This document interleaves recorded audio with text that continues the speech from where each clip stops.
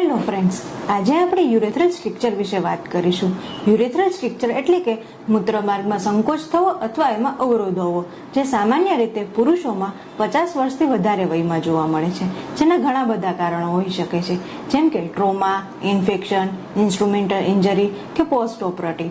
જેના લક્ષણોમાં urine pass કરતી વખતે દુખાવો થવો, ઓછું આવવું, રોકાઈને આવવું કે સાવ બંધ થવું જેવા અનેક લક્ષણો જોવા મળે છે.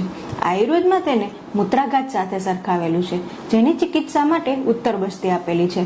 ઉત્તર બસ્તીમાં યુરિનરી ટ્રેક મારફતે કોઈ તેલ, ઘી કે એક વાત ઇન્સર્ટ કરવામાં આવે છે. આ આખી પ્રક્રિયા અસેપ્ટિક કન્ડિશનમાં કરવામાં આવે છે, જેમાં અપામાર્ગ ક્ષાર તેલ, તિલ તેલ, બલા તેલ, જાત્યાદી તેલ જેવા તેલનો ઉપયોગ કરવામાં આવે છે, જેની ક્ષરણ અને લેખન ગુણોને લીધે મૂત્રમાર્ગનો સંકોચ અવરોધ દૂર થાય છે અને યુરિન પાસ કરવામાં સરળતા રહે છે અને યુરેથ્રલ સ્ટ્રક્ચરમાં રાહત મળે છે. Thank you.